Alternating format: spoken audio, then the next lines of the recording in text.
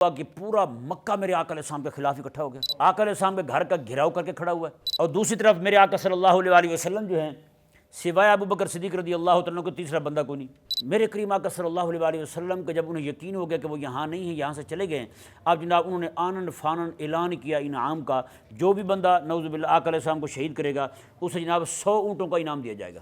حضرت سیدنا ابو بکر صدیق رضی اللہ تعالیٰ عنہ جو ہیں ان کو غم لاحق ہوا۔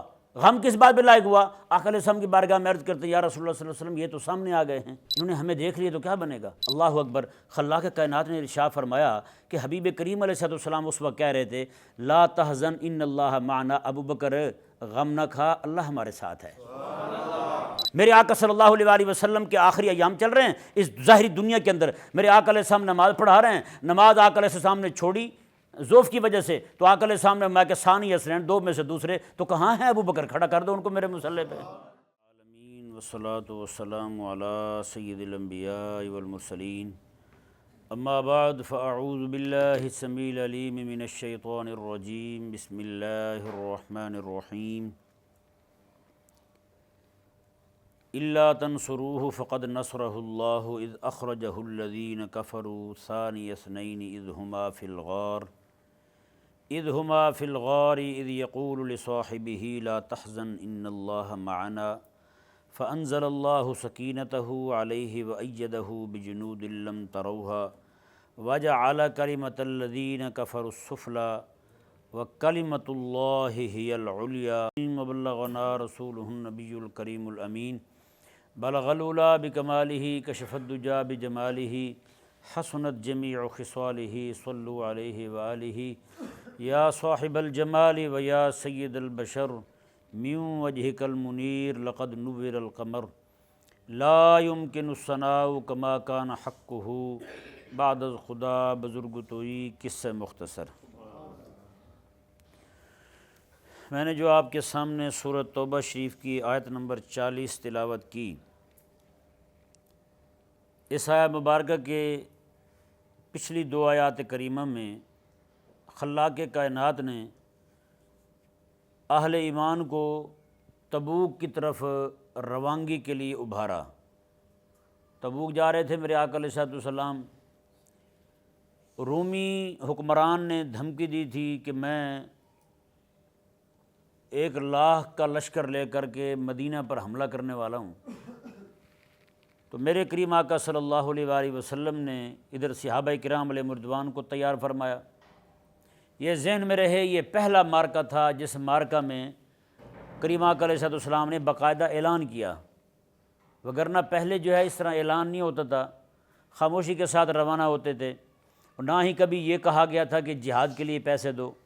یہ پہلا معرکہ ہے، پہلا یعنی کہ جہادی مہم ہے جس کے لیے میرے کریم آقا علیہ السلام نے فرمایا کہ تم اس کے لیے اپنی طرف سے سارے دوست جو ہیں وہ چندہ دیں۔ تو اب ہوا یہ کہ موسم بھی سخت گرمی کا تھا، جی گرمی کا موسم ہے، اور ساتھ ساتھ جو ہے وہ لوگوں کی کھجوریں پکی ہوئی ہیں، پہلے جو گھر میں پڑی ہوئی تھیں وہ ساری ختم ہو چکی ہیں، ہاں جی اب نیا جو ہے وہ موسم کا وہ ظاہری بات ہے ان کا سالانہ نظام اسی سے چلتا تھا، کھجوروں سے چلتا تھا، اب وہ بالکل تیار ہو چکی ہیں۔ ادھر سے حکم آ جاتا ہے کہ تم جہاد کے لیے نکلو، ہاں جی تو ظاہری بات ہے کئی لوگوں کو اس وقت جانا جو ہے وہ بوجھل بھی لگا۔ اللہ تبارک و تعالی نے ارشاد فرمایا یا ایھا الذین آمنوا ما لکم، ایمان والو تمہیں کیا ہو گیا ہے؟ اذا قیل لکم انفروا فی سبیل اللہ ثاقلتم الی الارض، جب تمہیں کہا جاتا ہے کہ تم اللہ کی راہ میں جہاد کے لیے نکلو تو تمہیں جو ہے نا نکلنا بھاری پڑتا ہے، مشکل لگتا ہے تمہیں۔ اردیتم بالحیات الدنیا من الآخرہ، اور کیا تم آخرت کو چھوڑ کر دنیا کی زندگی پر راضی ہو گئے ہو ہیں؟ فما متاع الحیات الدنیا فی الآخرۃ الا قلیل، میں یہ دنیا کا سامان تو تھوڑا برتنے کا ہے، آخرت کے مقابلے میں تو یہ بالکل ہی تھوڑا ہے، اصل تو آخرت ہے۔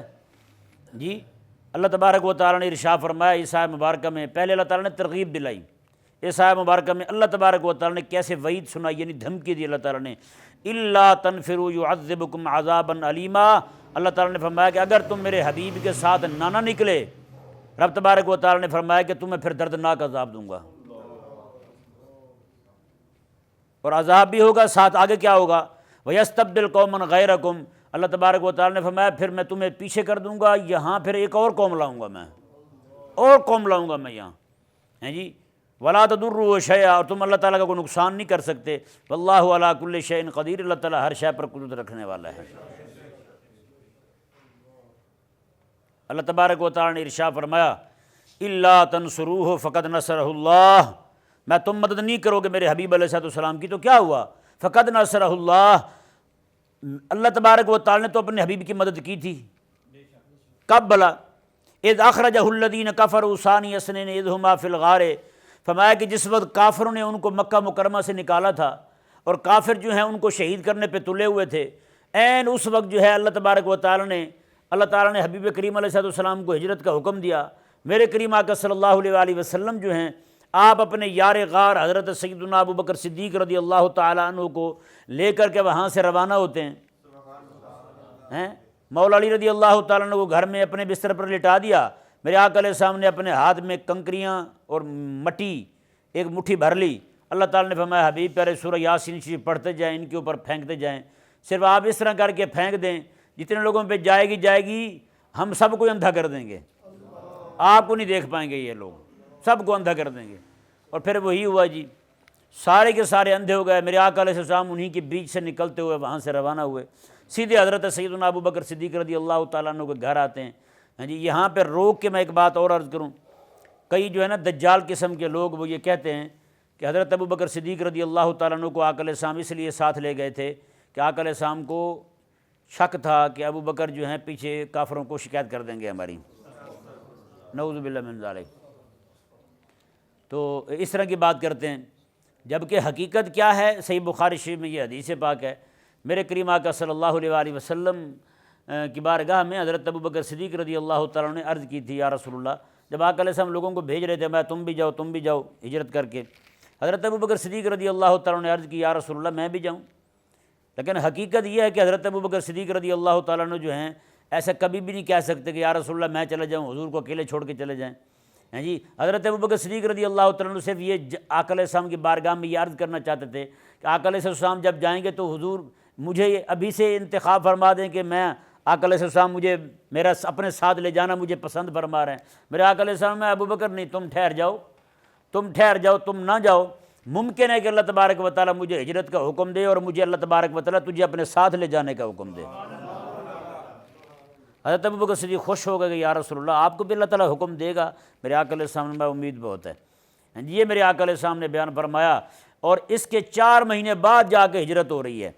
یہ 4 مہینے کا جو عرصہ تھا، حضرت سیدنا ابو بکر صدیق رضی اللہ تعالیٰ عنہ جو ہیں آپ سرکار نے جو اونٹنیاں رکھی ہوئی تھی نا جی، ان کا چارہ بند کر دیا، گھاس نہیں ڈالتے تھے ان کو، صرف کیکر کے پتے کھلاتے تھے، ببول جسے کہتے ہیں، ببول کے پتے جو ہیں یہ اونٹوں کے لیے ایسے سمجھیں کہ وہ جیسے مقوی بدامے نہیں کھاتے بندے، طاقت والی شے، دیسی گھی کھاتے ہیں، تو اس طرح کر کے یہ جو اونٹ ہوتے ہیں نا، ان کو ببول کے پتے کھلائے جائیں کیکر کے، تو اس کے ساتھ ان کے اندر جو ہے وہ بھاگنے کی طاقت پیدا ہو جاتی ہے۔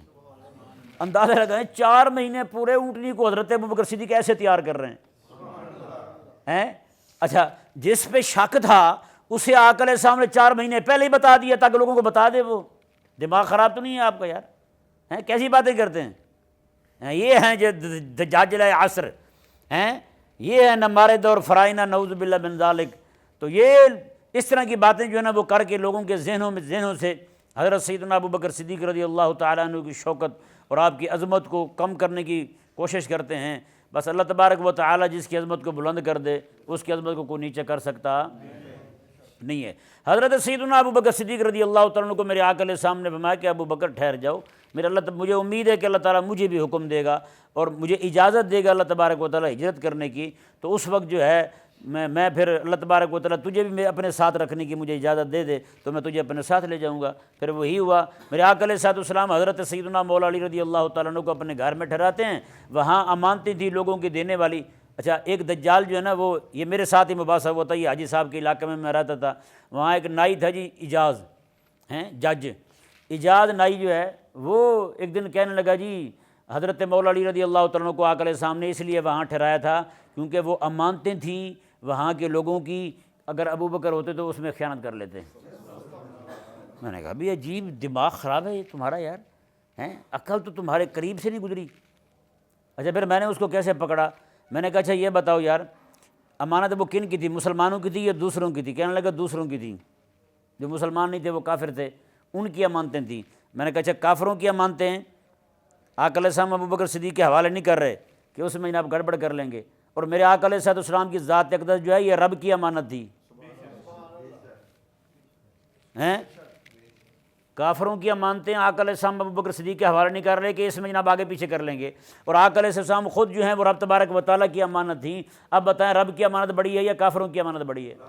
رب کی امانت بڑی ہے نا، ہیں وہاں کسی کا مال آگے پیچھے ہو بھی جاتا تو اتنا مسئلہ نہیں تھا، مال تو دیا جا سکتا ہے، اگر میرے آقا علیہ السلام کو کچھ ہو جاتا بتائیں پوری کائنات کے اندر اس کا بدل ہو سکتا تھا کوئی؟ دماغ خراب ہے پھر تمہارا بھائی، ہیں 100% دماغ خراب ہے تمہارا۔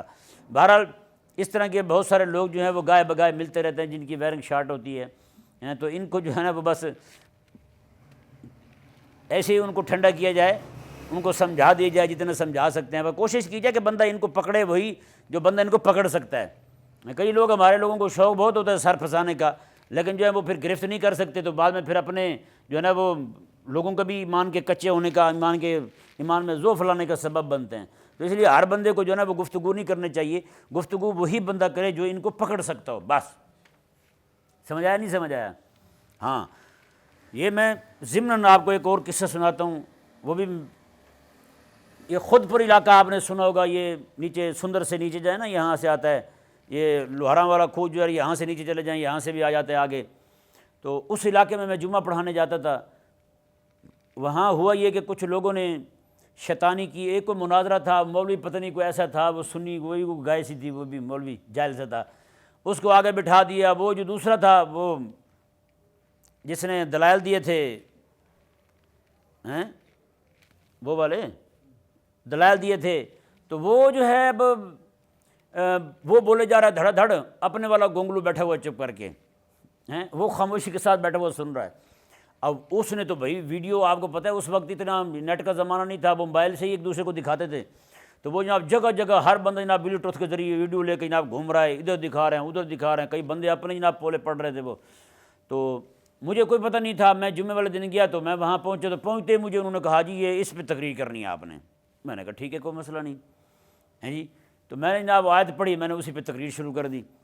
اب ہوا یہ کہ میں آتا تھا سندر سے نیچے اترتا تھا، آگے سارا راستہ بیابان تھا، یعنی کہ آبادی نہیں تھی وہاں پہ، بالکل وہ علاقہ بھی دریائی علاقہ ہے، آج بھی اس کے کھنڈرات دریا کے دکھائی دیتے ہیں۔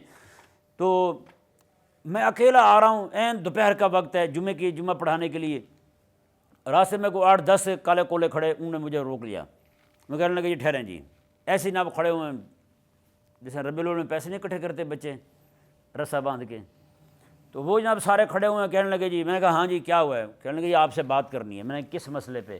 کہنے لگے وہ آپ نے پچھلے جمعے تقریر کی تھی اپنے آپ کو خود چپیٹی کے بارے میں، ہیں یہ خود کشی ہوتی ہے، یہ خود چپیٹی ہوتی ہے، تو یہ خود چپیٹی کے بارے میں آپ نے تقریر کی ہے کہ یہ حرام ہے اپنے آپ کو چپیٹے مارنا۔ تو میں نے کہا جی بالکل ٹھیک ہے، میں نے تو صحیح کہا ہے۔ کہنے لگے جی آپ سے اس بارے میں بحث کرنی ہے۔ میں نے کہا بحث کرنی ہے تو انسان کے بچے بنو، آؤ انسانوں میں چلو، ہیں مجھے اکیلے کو یہاں پہ روک لیا آپ نے، باقی سارے آپ اتنے لوگ ہو، میں اکیلا ہوں۔ تو کہنے لگے نہیں جی یہیں پہ کرنی ہے بات۔ میں نے کہا ایک کرے گا سارے کریں گے؟ انہوں نے کہا ایک کرے گا۔ میں نے کہا ابھی سے طے کر لو کس نے کرنی ہے۔ میں نے کہا ایک بندہ بات کرے گا اور بات بھی ایک ہی کرے گا، ایک بندہ بات کرے گا اور بات بھی ایک ہی کرے گا، اور بات بھی وہ کرو جس کا تمہیں 100% یقین ہو یار اس بات کا جواب ان سنیوں کے پاس ہے کوئی نہیں ہے، وہ بات کرو میرے سے۔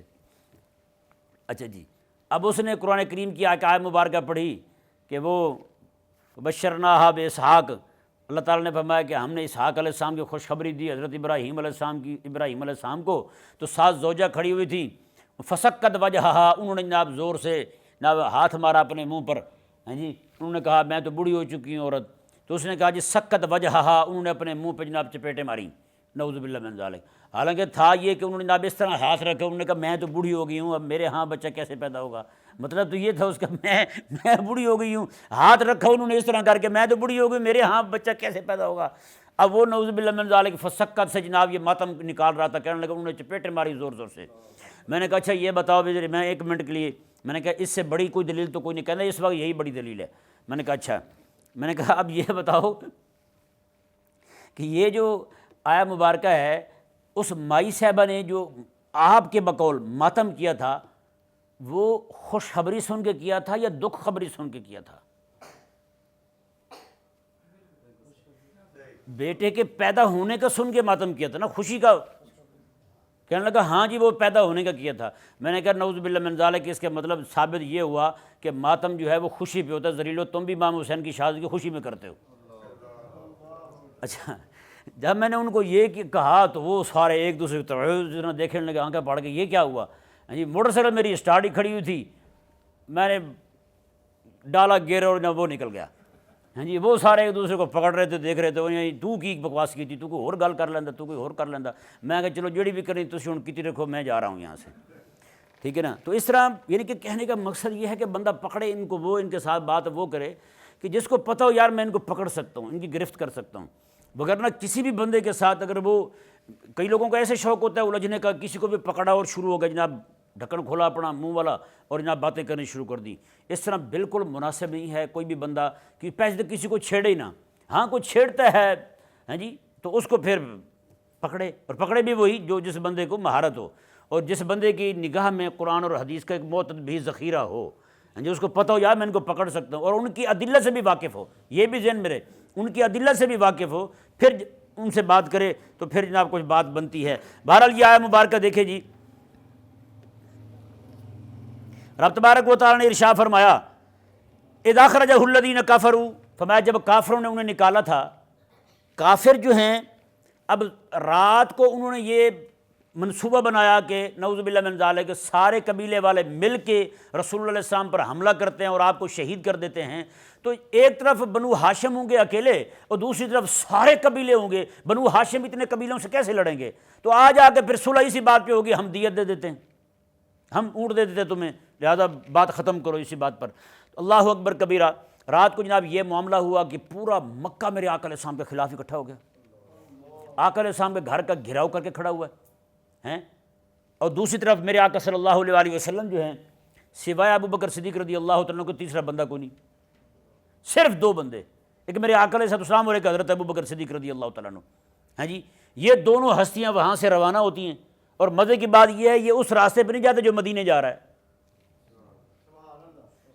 اس راستے پہ نہیں جاتے جس راستے، کیونکہ ان کو تو پہلے پتہ چل چکا تھا ان کے لوگ جو ہیں وہ پہلے مدینے جا رہے ہیں، یا پھر ان کو پتہ تھا کہ ان کے لوگ حبشہ جا رہے ہیں۔ اب ان کے ذہن میں یہی تھا یا مدینے جائیں گے یا حبشہ جائیں گے، کیونکہ ان کے کچھ لوگ حبشہ میں ہیں اور کچھ لوگ مدینے میں ہیں، یا مدینے جائیں گے یا حبشہ جائیں گے، اور کسی طرف جا نہیں سکتے۔ میرے آقا صلی اللہ علیہ وآلہ وسلم نے بالکل دوسری سمت راستہ اختیار فرمایا، شار ہجرہ آج جو جاتے ہیں اس راستے پر، اور مکہ مکرمہ کے نشیبی علاقے میں وہ جناب غار ہے، آقا علیہ السلام وہاں تشریف لے گئے، اور جب صبح ہوئی تو انہوں نے دیکھا کہ وہ تو ہے ہی نہیں، اندر سے تو اکیلے علی رضی اللہ تعالیٰ عنہ نکلے ہیں باہر، مولا علی رضی اللہ تعالیٰ عنہ۔ اب جناب وہ سارے بھاگے ڈھونڈنے کے لیے، سویرے سویرے جناب انہوں نے، رات کو تو یہ تھا کہ سارے قبیلے مل کے حملہ کر دیں، دن کے وقت انہوں نے جب دیکھا وہ تو چلے گئے، اب تو وہ سارے آگ بگولا ہوئے، زخم چاٹ رہے ہیں سارے کہ یہ کیا بنا ہمارے ساتھ تو ہاتھ ہو گیا، ہم ان کے گھر کے باہر کھڑے ہیں وہ ہے ہی نہیں۔ اللہ اکبر کبیرہ۔ میرے کریم آقا صلی اللہ علیہ وآلہ وسلم کو جب انہیں یقین ہو گیا کہ وہ یہاں نہیں ہیں، یہاں سے چلے گئے، اب جناب انہوں نے آنن فانن اعلان کیا انعام کا، جو بھی بندہ نعوذ باللہ آقا علیہ السلام کو شہید کرے گا اسے جناب 100 اونٹوں کا انعام دیا جائے گا۔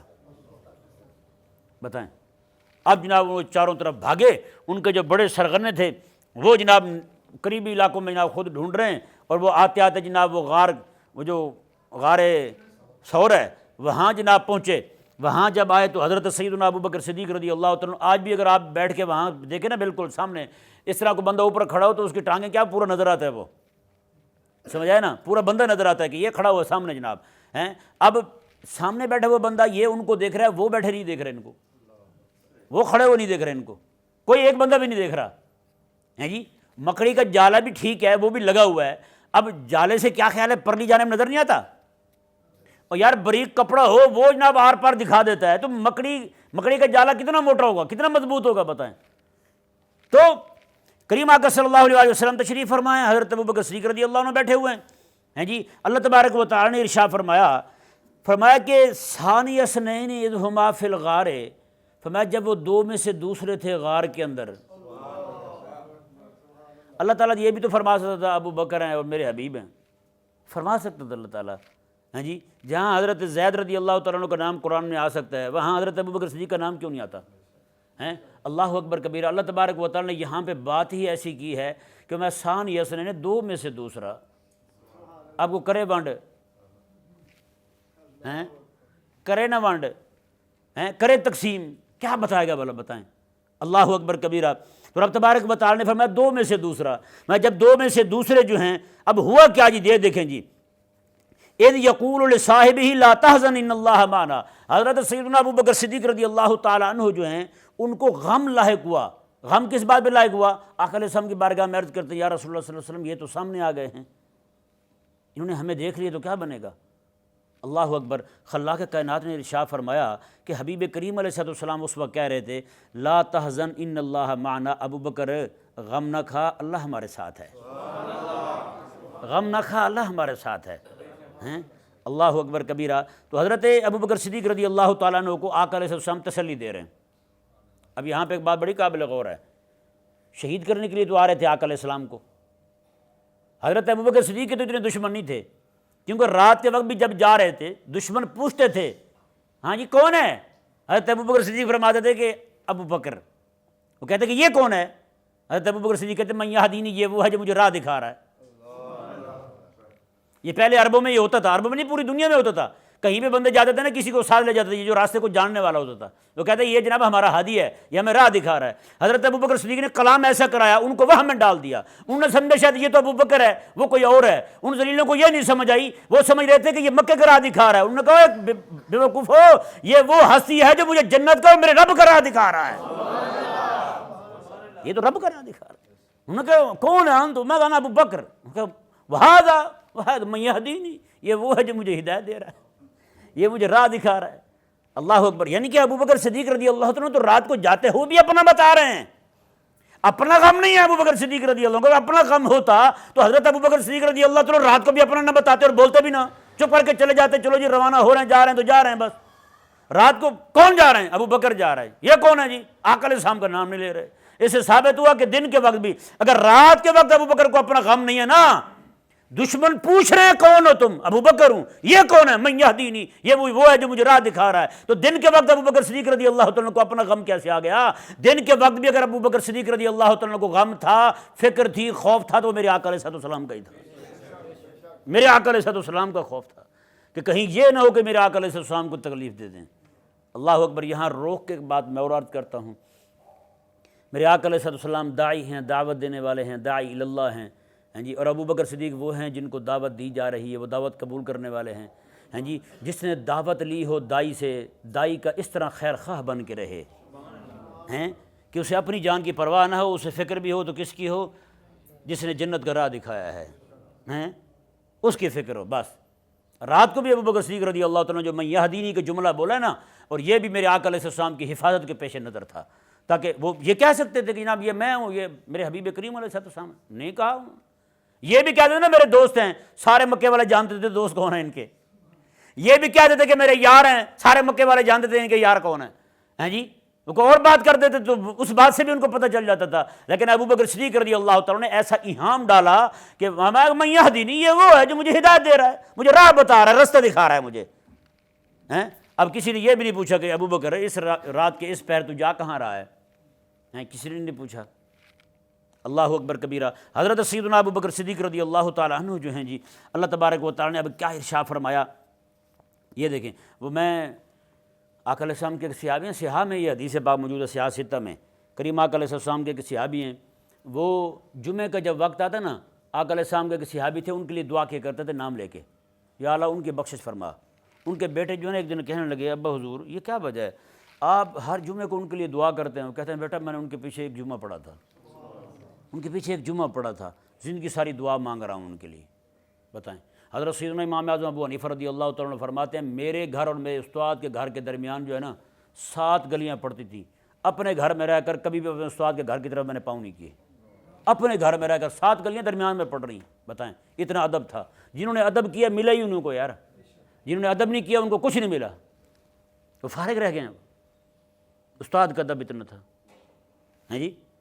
میں جس نے مجھے رب تعالیٰ کا دین سکھایا، مجھے رب تعالیٰ کی معرفت سکھائی ہے، میں کہ میرے استاد کا گھر، اور حضرت امام اعظم ابو حنیفہ رضی اللہ عنہ خود فرماتے ہیں آج 40 سال ہو گئے میں نے کوئی نماز ایسی نہیں پڑھی کہ نماز کے بعد اپنے استاد کے لیے دعا نہ کی ہو رب تعالیٰ سے۔ بتائیں آج ہمارے جذبات اپنے استادوں کے لیے کیسے ہیں؟ جس نے ہمیں دین کی دعوت دی، جس نے ہمیں قرآن سکھایا، جس نے ہمیں اللہ تبارک و تعالیٰ کی معرفت دی، ہم ان کے لیے کیا جذبات رکھتے ہیں؟ بتائیں، نیک جذبات ہی نہیں ہوتے ہمارے تو ان کے لیے۔ اللہ اکبر کبیرہ۔ تو اللہ تبارک و تعالیٰ نے ارشاد فرمایا، جی دیکھیں، لا تحزن ان اللہ معنا، حبیب کریم علیہ السلام نے فرمایا کہ ابو بکر غم نہ کھا، اللہ ہمارے ساتھ ہے، اللہ ہمارے ساتھ ہے۔ اور دیکھیں حضرت موسیٰ علیہ السلام جو ہیں، آپ جب جا رہے ہیں نا، عین سمندر کے کنارے پہنچے ہیں، دریا کے کنارے پہنچے ہیں، پیچھے فرعون آ گیا لاکھوں کی فوج لے کر کے، 6 لاکھ بندے یہ بھی تھے، تھوڑے یہ بھی نہیں تھے، 6 لاکھ بندے حضرت موسیٰ علیہ السلام کے ساتھ جا رہے ہیں، اور وہ لاکھوں کی تعداد، ان کی تعداد بہت بڑی تھی۔ تو اب ہوا یہ کہ یہ ظاہری بات ہے سارے غلام رہے تھے، ان کے ہاتھ میں کوئی تلوار کبھی دی نہیں تھی کسی نے، اور اس کے فرعون کے ساتھ ساری فوج تھی، سارے پولیس والے لوگ تھے، ان کے سارے لڑنے والے لوگ تھے سارے کے سارے۔ اب حضرت موسیٰ علیہ السلام کے غلاموں نے جب دیکھا کہ فرعون جو ہے وہ تو پہنچ گیا پیچھے، انہوں نے عرض کیا گھبرا کے حضرت موسیٰ علیہ السلام کو ساڈا کی بننا ہوں، ہمارا کیا بنے گا؟ اللہ اکبر کبیرہ۔ حضرت موسیٰ علیہ السلام نے، میں ان معی ربی سیہدین، میں تم پریشان نہ ہو، رب میرے ساتھ ہے، رب میرے ساتھ ہے، ان ربی، رب میرے، ان معیا، رب میرے ساتھ ہے۔ ہاں جی اللہ اکبر۔ وہاں حضرت موسیٰ علیہ السلام یہ نہیں کہتے اور رب ہم سب کے ساتھ ہے، نہیں، قربان جائیں، جب غار میں بیٹھے ہیں میرے آقا علیہ السلام ہیں، اللہ نے موسیٰ علیہ السلام کا کلام بھی قرآن میں بیان فرمایا ہے، اللہ نے موسیٰ علیہ السلام کا کلام بھی قرآن میں بیان فرمایا، ان معی ربی سیہدین، اور میرے رب میرے ساتھ ہے، تم پریشان نہ ہو، نہ گھبراؤ تم، میرے رب میرے ساتھ ہے۔ اللہ اکبر۔ رب تعالیٰ نے ابو بکر صدیق کے بارے میں جو میرے حبیب نے فرمایا، رب نے وہ بھی قرآن میں بیان فرمایا ہے۔ میرے حبیب تو یہ نہیں کہتے کہ رب میرے ساتھ ہے، میں نہ ابو بکر، رب میرے بھی ساتھ ہے، تیرے بھی ساتھ ہے، رب ہم دونوں کے ساتھ ہے۔ رب کی معیت جو ہے نا وہ ہمیں حاصل ہے، یہ ذہن میں رہے، معیت عامہ جو ہے وہ ہر مومن کو حاصل ہے، ہر مومن کے ساتھ اللہ تبارک و تعالیٰ، ان اللہ مع الصابرین، اللہ صبر کرنے والوں کے ساتھ ہے، ہاں جی، مع المؤمنین، مومنوں کے ساتھ ہے، مفلحین کامیاب لوگوں کے ساتھ ہے۔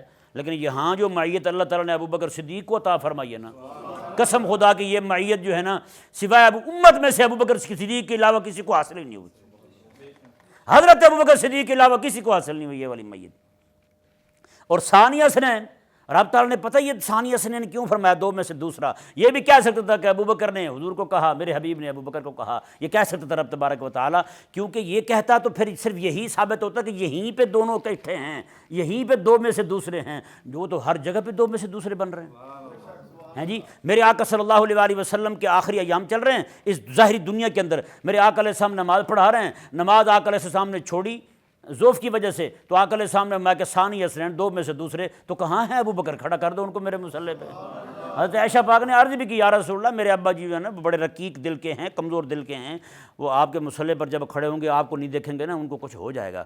میرے آقا علیہ السلام نے نہ نہ نہ، میرے مصلی پہ آقا علیہ السلام نے فرمایا کہ میرے مصلی پر کھڑے ہونے پر مومن بھی انکار کریں گے، رب بھی نہیں مانے گا، ابو بکر کے علاوہ کوئی اور کھڑا ہو جائے، نہ رب مانے گا نہ مومن مانیں گے، میرے مصلی پہ ابو بکر ہی کھڑا ہوگا۔ پتہ ہے 2 میں سے دوسرے، پھر آقا علیہ السلام کا وصال شریف ہوتا، خلیفہ کون بن رہے؟ 2 میں سے دوسرے ہیں جی، 2 میں سے دوسرے بن رہے ہیں۔ اور آقا علیہ السلام جناب آپ کا مزار شریف بنا ہیں جی، تو پھر دوسرا مزار گنبد خضرا میں کس کا بنا؟ اب 2 میں سے دوسرے آ گئے جی، پھر ہیں کیسی بات ہے جی۔ ایک حدیث پاک میں کریم آقا علیہ السلام نے بیان فرمایا کہ قیامت والا جب دن ہوگا نا، اللہ تبارک و تعالی جو ہے وہ اپنے عرش پر 2 کرسیاں لگائے گا، ایک جانب ہوگی، ایک جانب ہوگی۔ ایک روایت میں یہ الفاظ ہیں کہ ایک جانب جو ہے حضرت ابراہیم علیہ السلام بیٹھیں گے، دوسری جانب جو ہے آقا علیہ السلام ہوں گے، درمیان میں اللہ تبارک و تعالیٰ اپنی شان کے مطابق جلوہ فرما ہوگا۔ اور ایک روایت میں یہ ہے کہ ایک طرف جو ہے نا حضرت ابو بکر صدیق ہوں گے، ایک طرف میرے آقا علیہ السلام ہوں گے، درمیان میں اللہ تعالیٰ اپنی شان کے مطابق جلوہ فرما ہوگا۔ تو دو میں سے دوسرے. اور ان اللہ معنا کا ظہور اس وقت قیامت والے دن کیسے ہوگا یار؟ اللہ ہمارے ساتھ ہے، ابو بکر بھی اور آقا علیہ السلام بھی اور رب بھی ہیں. اللہ اکبر کبیرہ. رب تبارک و تعالیٰ نے ارشاد فرمایا جی دیکھیں،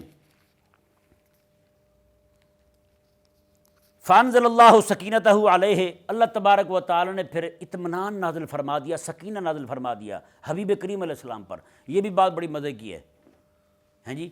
اب گھبراہٹ ہو رہی ہے حضرت ابو بکر صدیق کو، آقا علیہ السلام تو پہلے مطمئن ہیں، حضور پہلے فرما رہے ہیں کہ ابو بکر غم نہ کھا، اللہ ہمارے ساتھ ہے ہیں جی. اب گھبراہٹ ہو رہی ہے حضرت ابو بکر صدیق کو، گھبراہٹ بھی حضور کے متعلق ہو رہی ہے.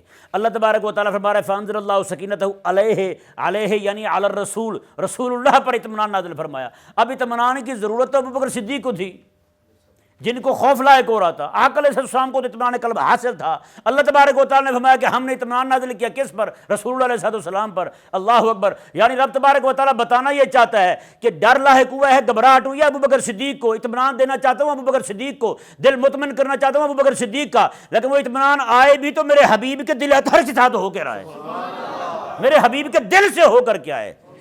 جیسے اللہ تعالیٰ نے قرآن دیا نا، نزل علی قلبک، اللہ تعالیٰ نے میں حبیب پر قرآن ہم نے تیرے دل پہ نازل کیا ہے. پوری امت کو قرآن بھی ملا ہے تو حبیب کریم علیہ السلام کے سینہ اطہر کے وسیلے سے ملا ہے.